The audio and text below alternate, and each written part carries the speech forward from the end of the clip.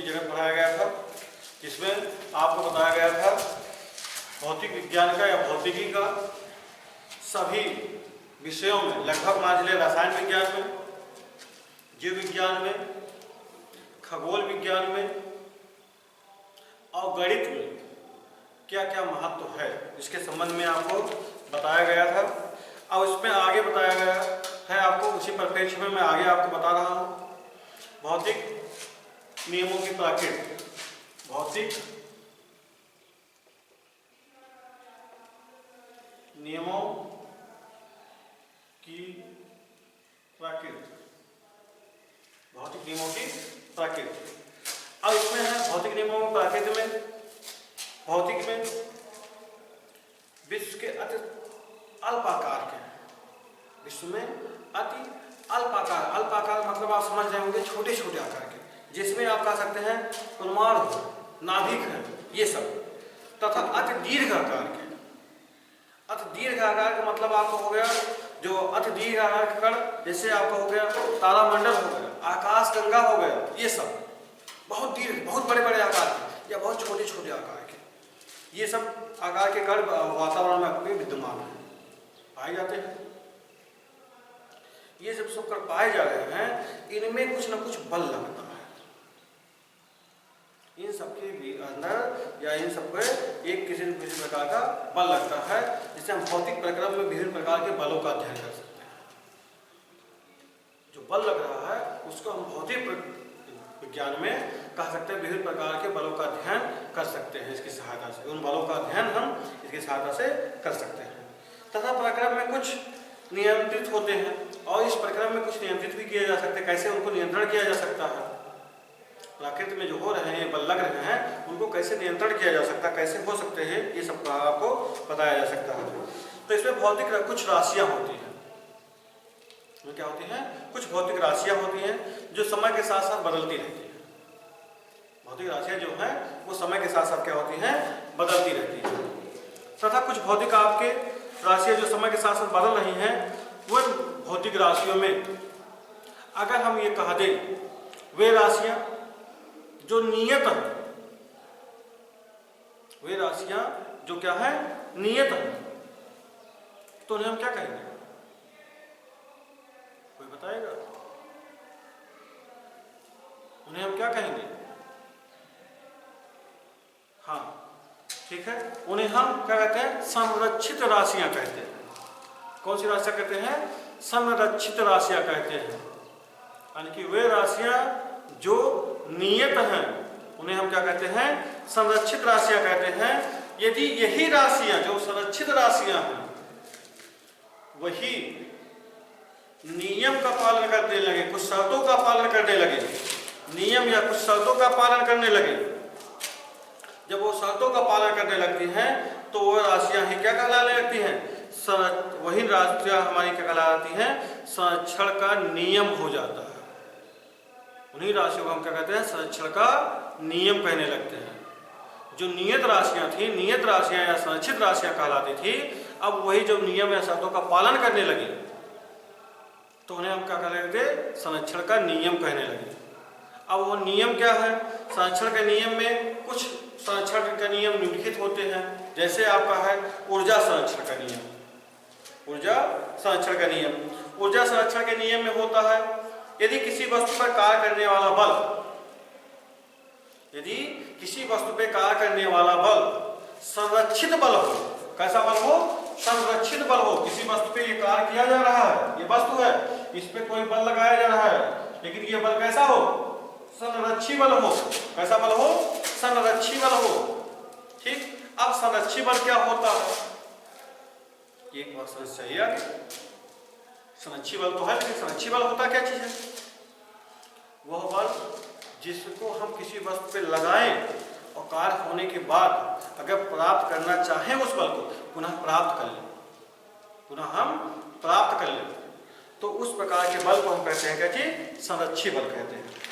कि जिसको हम एक बार तो यूज कर रहे हैं लेकिन पुनः प्राप्त करना चाहें तो फिर पुनः क्या कर सकते हैं, प्राप्त कर सकते हैं। तो ऐसे बल को हम क्या कहते हैं, संरक्षी बल कहते हैं। ऐसे बल को हम क्या कहते हैं, संरक्षी बल कहते हैं। तो वही कहा गया, यदि किसी वस्तु पर कार्य करने वाला बल संरक्षी बल हो, कैसा बल हो, संरक्षी बल हो, तो निकाय की कुछ ऊर्जा, निकाय की जो कुल ऊर्जा होती है वो क्या होगी, नियत रहती है, वो बदलती नहीं। तो निकाय की कुल ऊर्जा कैसी रहेगी, नियत रहती है। यह ऊर्जा यांत्रिक ऊर्जा के रूप में ऊर्जा संरक्षण के नियम का पालन करती है। क्या कह सकते हैं, यह यांत्रिक ऊर्जा के संरक्षण का नियम कहलाता है या नियम का पालन कर सकते हैं। यदि बल संरक्षित नहीं है, मान लेते हैं अगर बल ऐसा लगा है जो संरक्षित ना हो, यदि बल संरक्षित नहीं है तो विश्व की कुल कोई भी ऊर्जा नियत नहीं रह सकती है। अगर बल संरक्षित नहीं है तो विश्व की कोई भी ऊर्जा नियत नहीं रह सकती है। तो यह नियम क्या है, ऊर्जा के नियम की व्याख्या नहीं कर सकता है।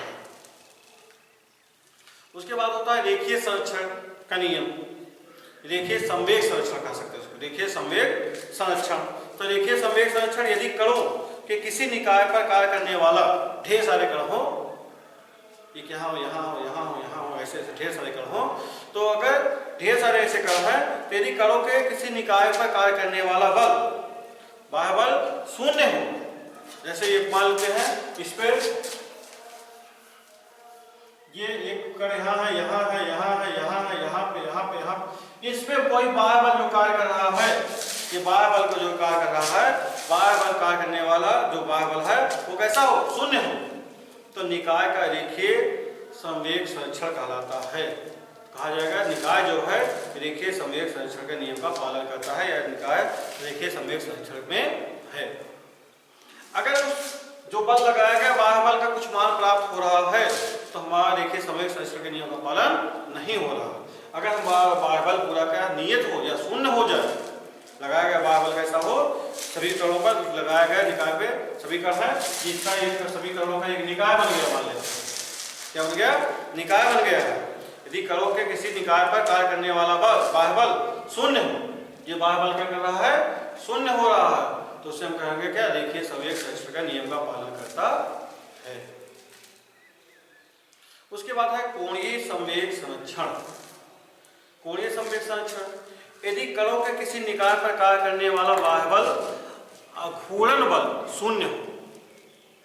अब बाह्य बल जो होगा, जैसे घूर्णन की बात की तो जैसे कि एक आपका है यहाँ पे बल लग रहा है,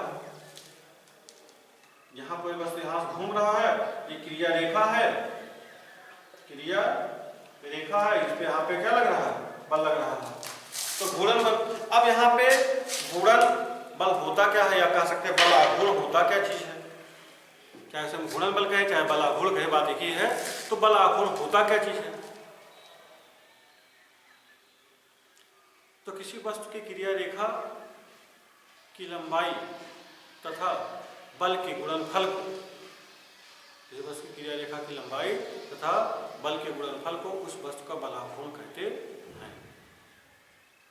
बलाघूर्ण को आपने देखे होंगे टाउ से व्यक्त किया जाता है। तो वही चीज कहा गया है, यदि कणों के किसी निकाय पर, ढेर सारे कण है, उनका निकाय है, निकाय पर कार्य करने वाला बाह्य बलाघूर्ण शून्य हो, बाह्य बलाघूर्ण कैसा हो, शून्य हो, तो निकाय कोणीय संवेग संरक्षण का नियम का पालन करता है। तो कहा जाएगा निकाय कोणीय संवेग संरक्षण के नियम का पालन कर रहा है। उसके बाद होता है आपका द्रव्यमान ऊर्जा संरक्षण, जो कि इंपॉर्टेंट है, जो कि क्या है, इंपॉर्टेंट है, द्रव्यमान ऊर्जा संरक्षण।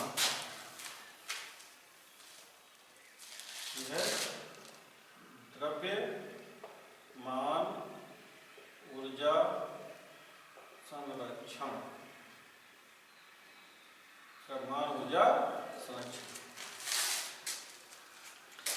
द्रव्यमान ऊर्जा संरक्षण, एक वैज्ञानिक का नाम आपने सुना होगा, आइंस्टीन। वैज्ञानिक का नाम सुना होगा उसका, आइंस्टीन।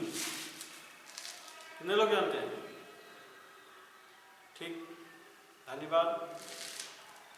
आइंस्टीन जो थे, इन्होंने द्रव्यमान ऊर्जा संरक्षण के नियम का पालन दिया था, नियम दिया था, जिसे हम द्रव्यमान ऊर्जा संरक्षण का नियम या आइंस्टीन का नियम भी कहते हैं।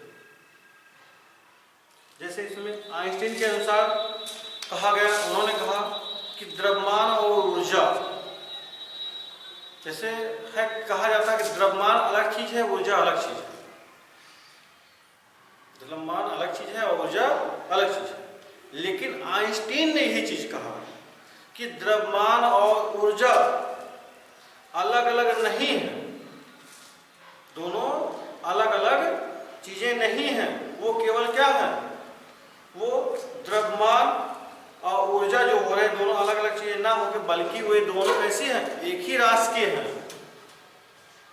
एक ही सदस्य हैं। जब एक ही सदस्य है तो उसमें कहा गया कि वो द्रव्यमान को ऊर्जा में और ऊर्जा को द्रव्यमान में, द्रव्यमान को ऊर्जा में और ऊर्जा को द्रव्यमान में हम परिवर्तित कर सकते हैं, बदल सकते हैं। द्रव्यमान को किसमें बदल सकते हैं, ऊर्जा में बदल सकते हैं, और ऊर्जा को किसमें बदल सकते हैं, द्रव्यमान में बदल सकते हैं। तो इस प्रकार से जब बदला जा सकता है तो द्रव्यमान तथा ऊर्जा के बीच एक संबंध प्राप्त किया। किसने प्राप्त किया, आइंस्टीन ने प्राप्त किया।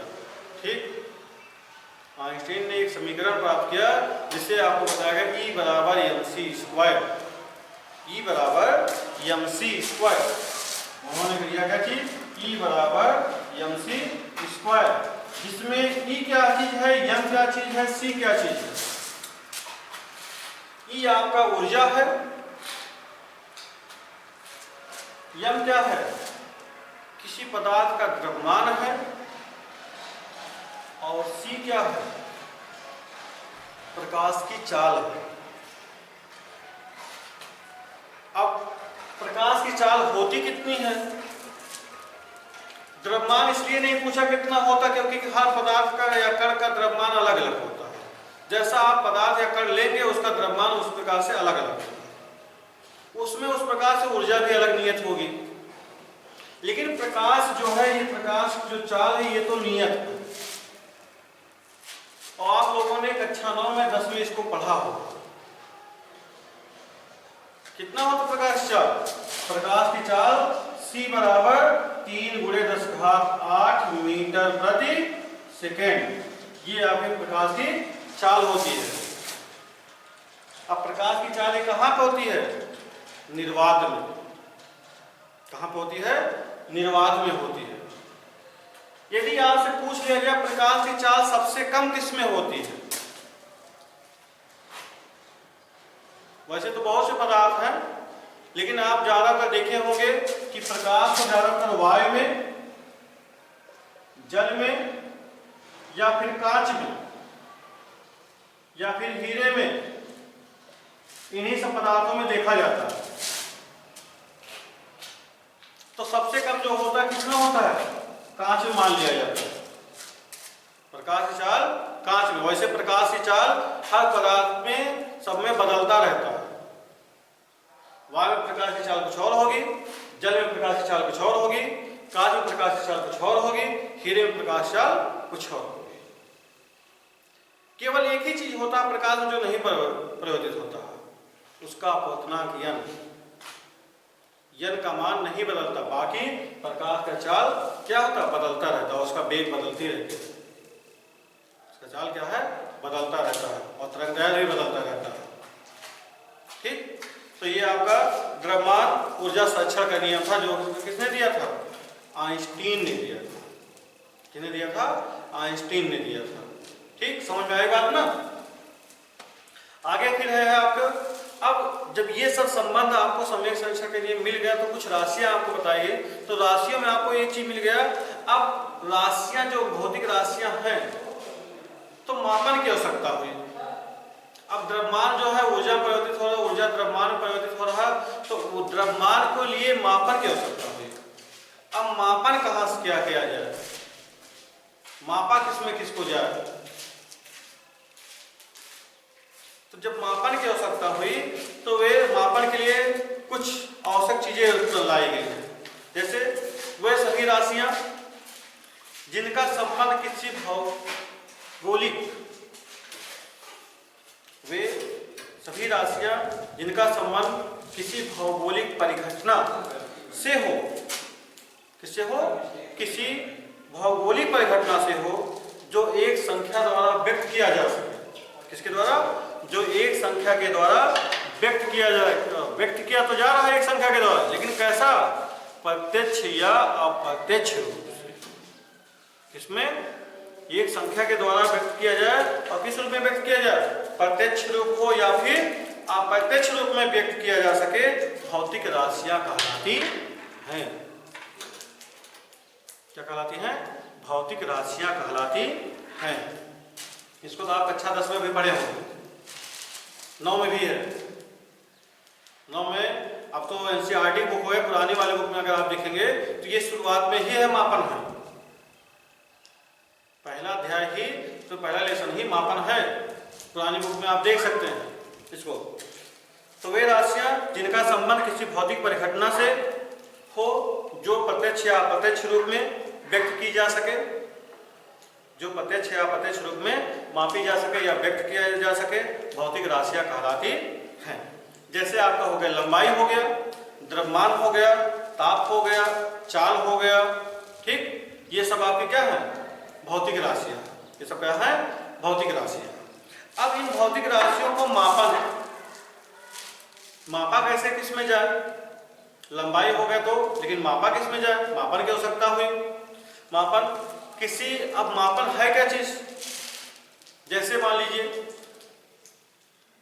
मापन के लिए जैसे हमने मान लेते हैं कोई चीज तौलना है। मान लो आपके पास दुकानदार के पास आप गए, मान लो आप दुकानदार के पास गए, उससे कहे चीनी दे दो। अब उसके पास चीनी तौलने वाला कोई यंत्र नहीं है,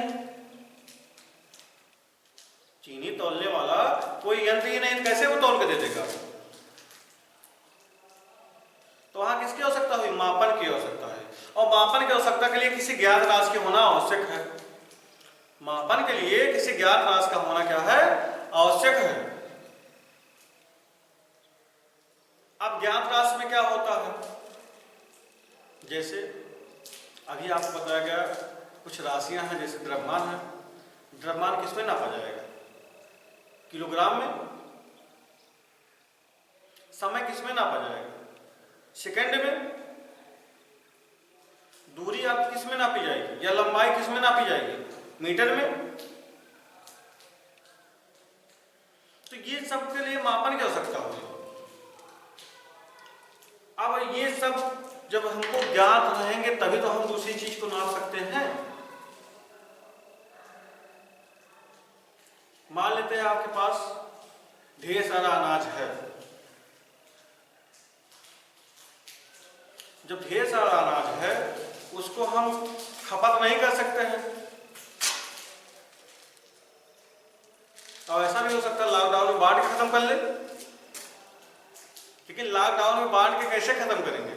आप सबको उठा के एक तरीके से दे नहीं सकते हैं। कुछ उसकी सीमा बनाएंगे, हाँ इसको इतना किलोग्राम देना है, इसको इतना किलोग्राम देना है। क्योंकि एक व्यक्ति को देने से हमारा काम बन जाता तो ठीक था, सबको जीवित रखना है, इसलिए हमको ढेर सारा उपयोग करना पड़ेगा। उस ढेर सारे अनाज को हमको थोड़े थोड़े करके सभी काफी लोगों में बांटना पड़ेगा। तो बांटने के लिए हमें क्या करना पड़ेगा? कुछ मापन होना चाहिए। जैसे एक रेशियो हमने बना लिया कि एक व्यक्ति को हम 1 किलो दाल देंगे, 1 किलो आटा देंगे, 2 किलो चावल देंगे, 1 किलो आलू देंगे। ये सब तो हमने बना लिया, लेकिन 1 किलो है क्या चीज? आलू तो है, लेकिन वो किलो क्या है? वो ज्ञात राशि है। कैसी राशि है? ज्ञात राशि है। हम उसकी सहायता से कहां से निकाल रहे हैं? उस ढेर में से जो हमारे पास ढेर सारा था।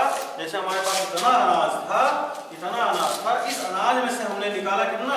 1-1 किलो का, 1-1 किलो का, 1-1 किलो का, ये सबसे ढेर सारा बना लिया, इकट्ठा बना लिया।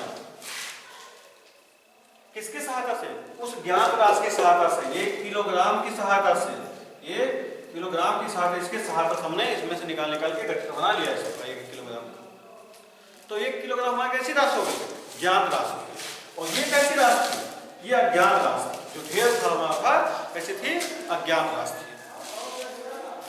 तो हम कह सकते हैं परिभाषा के रूप में मापन में किसी अज्ञात राशि की किसी अज्ञात भौतिक राशि की तुलना किसी ज्ञात भौतिक राशि से करने की क्रिया को, किसी अज्ञात भौतिक राशि की तुलना किसी ज्ञात भौतिक राशि के करने की क्रिया को मापन कहते हैं।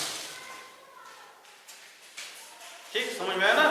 हाँ, किसी ज्ञात राशि के किसी अज्ञात भौतिक राशि की तुलना किसी ज्ञात भौतिक राशि से करने की क्रिया को क्या कहते हैं? मापन कहते हैं, मेजरमेंट। मापन या कह सकते हैं कोई दी हुई राशि की, इसको एक प्रकार से और भी कह सकते हैं, किसी दी हुई राशि के किसी मानक राशि से तुलना करने की क्रिया को मापन कहते हैं। किसी दी हुई राशि को किसी मानक राशि से तुलना करने की क्रिया को क्या कहते हैं? मापन कहते हैं। यह आपको एनसीईआरटी बुक में मिल जाएगा परिभाषा। अब मापन इसको और भी कह सकते हैं, वे राशि जिन्हें हम तौल सकते हैं या माप सकते हैं। जैसे अगर भौतिक राशि की एक बात और हो जाए, क्या है? भौतिक राशि वो जिन्हें हम तौल सकते हैं या माप सकते हैं, भौतिक राशि क्या कहलाती है? भी सिंपल सी बात हो सकती है। अब मापन में दो चीजों का होना बहुत ही आवश्यक है। मापन में क्या चीज? दो चीजों का होना बहुत ही आवश्यक है, क्योंकि बिना उसके हम मापन की क्रिया पूर्ण नहीं कर सकते। अब वो दोनों चीजें हैं क्या चीज? एक तो आपका है क्या चीज? मात्रक, और दूसरा क्या है? आंशिक मान। जैसे मान लेते हैं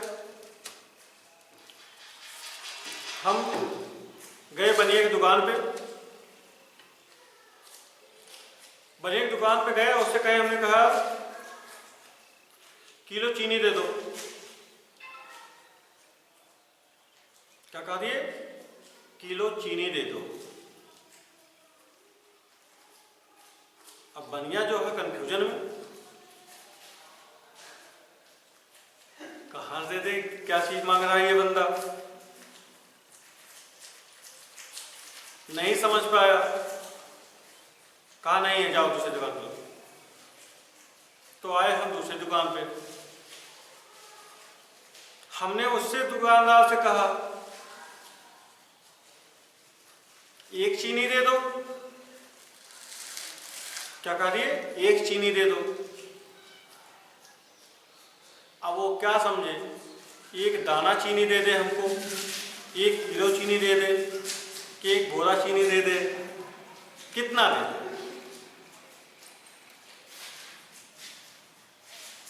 ठीक, हमने एक बार तो कहा क्या चीज? केवल मात्रक कहा दिया किलो चीनी दे दो,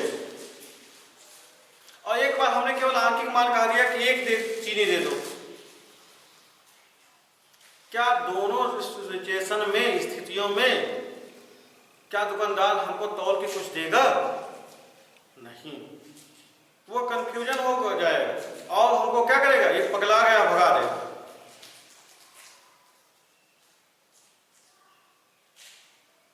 अब हम तीसरी दुकान पे गए, वहां हमने कहा कि हमको 1 किलो चीनी दे दो।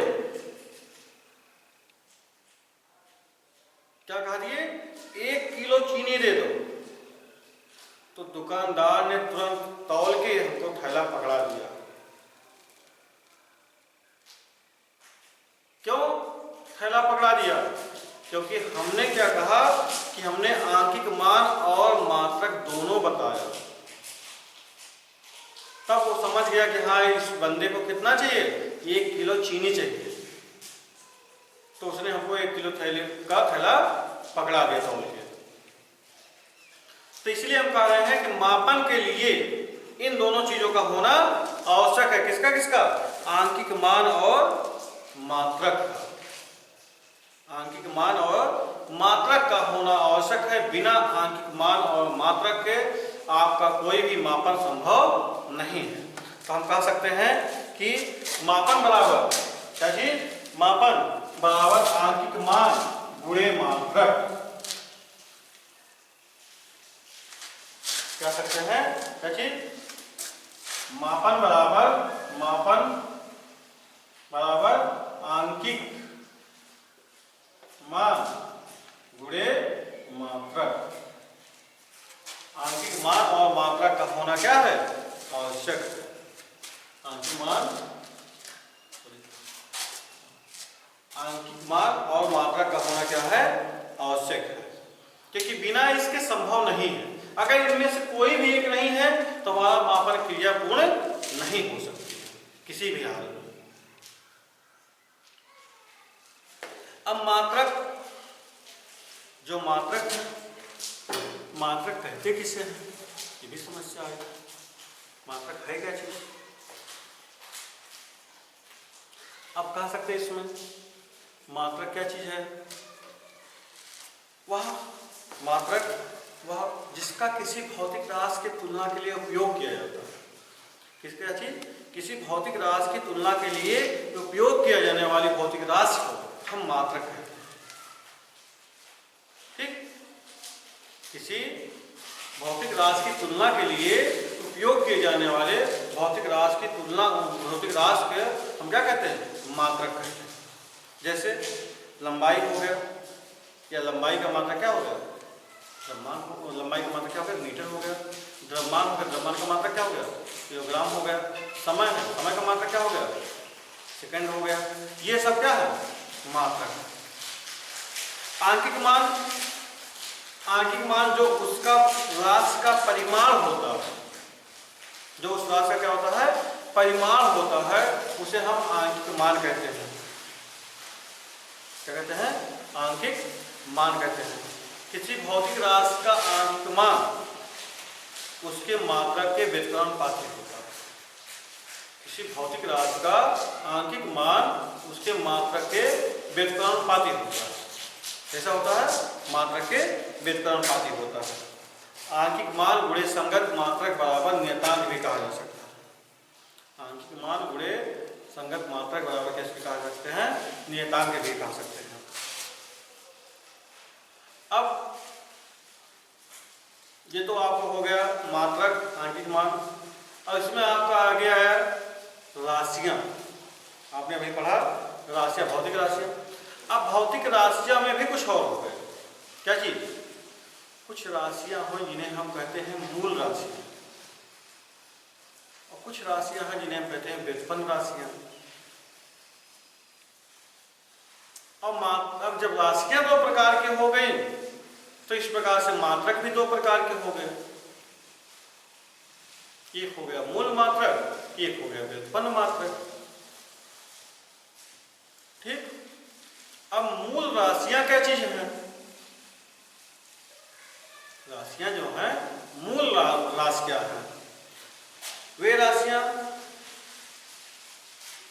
मूल राशियां मतलब जैसे वे राशियां जो पूर्णतः स्वतंत्र हो। कैसा हो? जो पूर्णतः स्वतंत्र हो। मूल राशियां वे राशियां जो पूर्णतः स्वतंत्र हो, या कह सकते हैं वे राशियां जो किसी दूसरी राशियों पर निर्भर ना हो।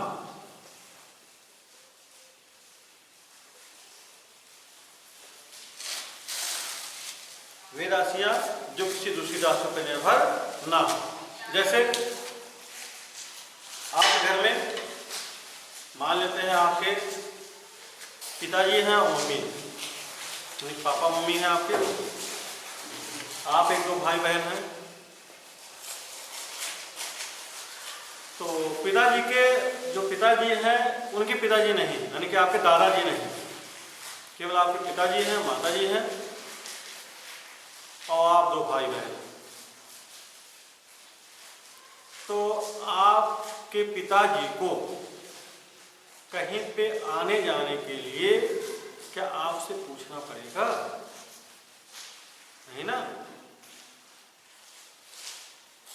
आपसे पूछना पड़ेगा नहीं। वो क्या है? अपने इच्छा अनुसार कहीं पर भी आ जा सकते हैं। लेकिन आपको अगर जाना हुआ किसी दोस्त के यहाँ शादी में या पार्टी में या अन्य कहीं जगह पे, मार्केट में, ऐसे जगहों पे जाना हुआ तो आप बिना उनके परमिशन के आप नहीं जा पाओगे कि चले जाओ। ठीक, नहीं जा पाओगे ना, नहीं जा पाओगे। तो जब नहीं जा पाओगे बिना उनकी परमिशन के, तो आप कैसी राशि होगी? व्युत्पन्न राशि, क्योंकि आप सहारे पे हैं और आपके पिताजी जो हो कैसे हुए? स्वतंत्र राशि, क्योंकि उनको आपसे पूछना नहीं है।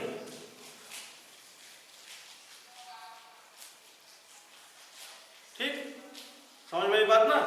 तो वे राशियां जो पूर्णतः स्वतंत्र हो या किसी दूसरी राशि पर निर्भर ना हो, मूल राशियां कहलाती हैं।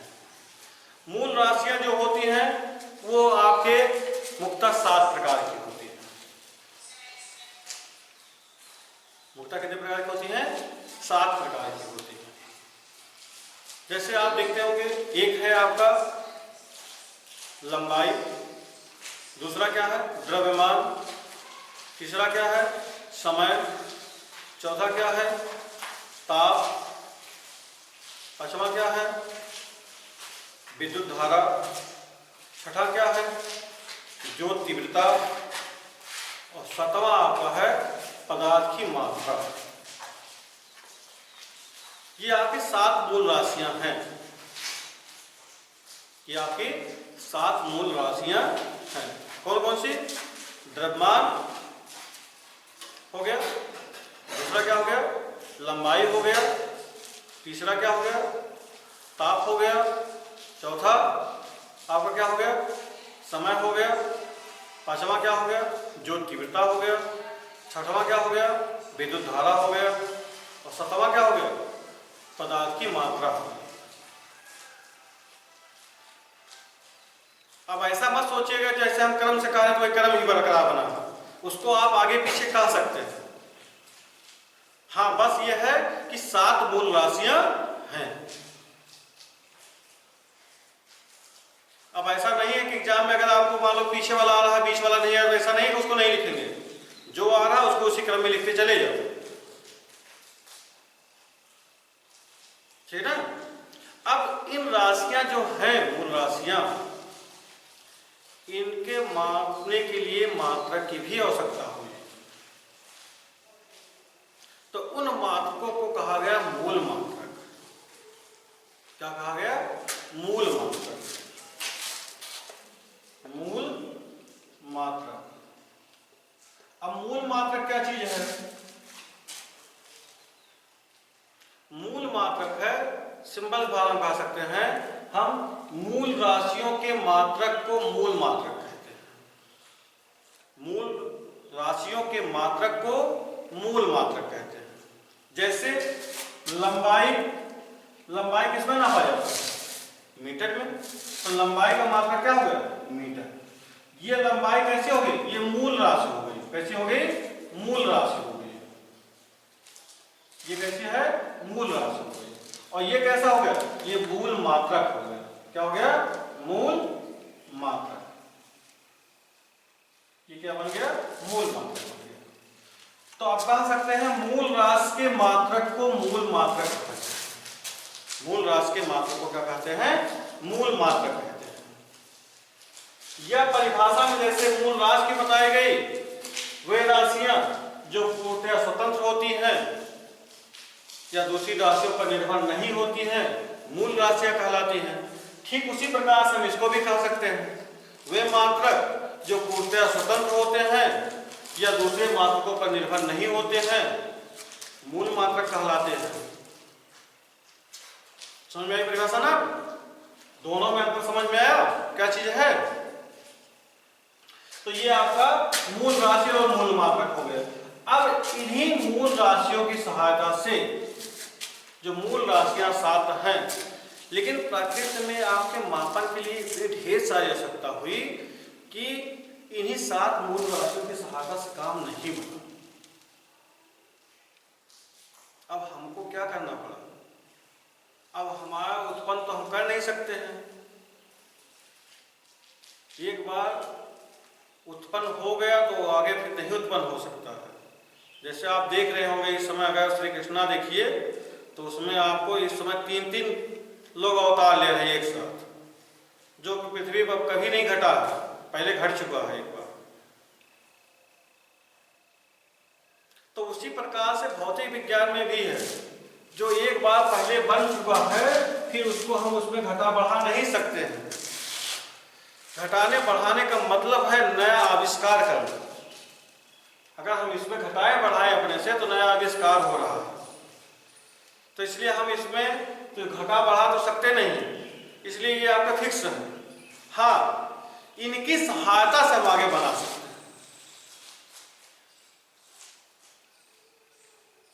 जैसे आप लोग अपने माँ बाप के प्रोडक्ट हो,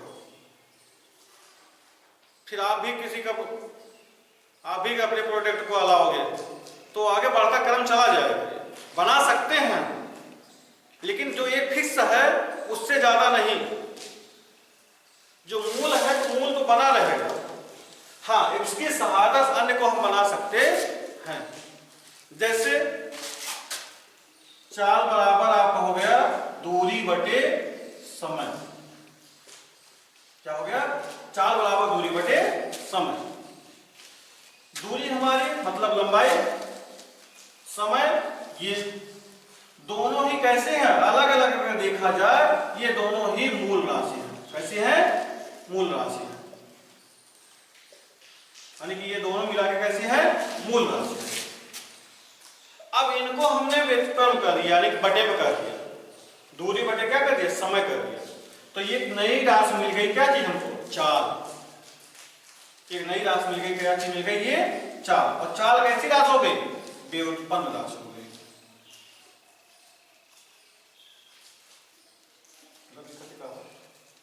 ये कैसी राशि हो गई? ये जो हमको चाल मिल गई ये कैसी राशि हो गई? व्युत्पन्न राशि हो गई। कैसी राशि मिल गई? ये चाल व्युत्पन्न राशि मिल गई। ठीक, तो अब ये चाल हमारी कैसी हो गई? व्युत्पन्न राशि हो गई। अब जब व्युत्पन्न राशि हो गई तो हम कह सकते हैं क्या चीज? व्युत्पन्न राशि हो गई तो अब ये कह सकते हैं क्या चीज? इसमें क्या चीज है? व्युत्पन्न राशि जो बनी दो राशियों मूल राशियों से मिलकर बन रही है। दो मूल राशियों से क्या हो रही है? मिलकर बन रही है। ठीक है ना? अब इसे जब हम कहें कैसे? व्युत्पन्न राशि। अब इसकी सहायता से ही जो बनाएंगे, जो इसका मात्रक बनेगा उसे क्या कहेंगे? व्युत्पन्न मात्रक कह देंगे। जैसे दूरी का हो गया क्या चीज? मीटर। और समय का क्या हो गया? सेकंड। तो बन गया क्या चीज? मीटर प्रति सेकंड। मीटर प्रति सेकंड किसका मात्रक हुआ? चाल का मात्रक हो गया। और चाल कैसी राशि थी? व्युत्पन्न राशि थी। तो ये मात्रक कैसा हुआ? व्युत्पन्न मात्रक हो गया। अब व्युत्पन्न राशि की मात्रक को व्युत्पन्न मात्रक कहेंगे। ठीक, व्युत्पन्न राशि के चर्चा हम अगले अध्याय में अब करेंगे। अगले लेक्चर में आपको ये व्युत्पन्न राशि के बारे में बताया जाएगा और इससे संबंधित और भी घटनाएं और बीमा के रूप में बताया जाएगा। धन्यवाद, थैंक यू, खुश रहिए।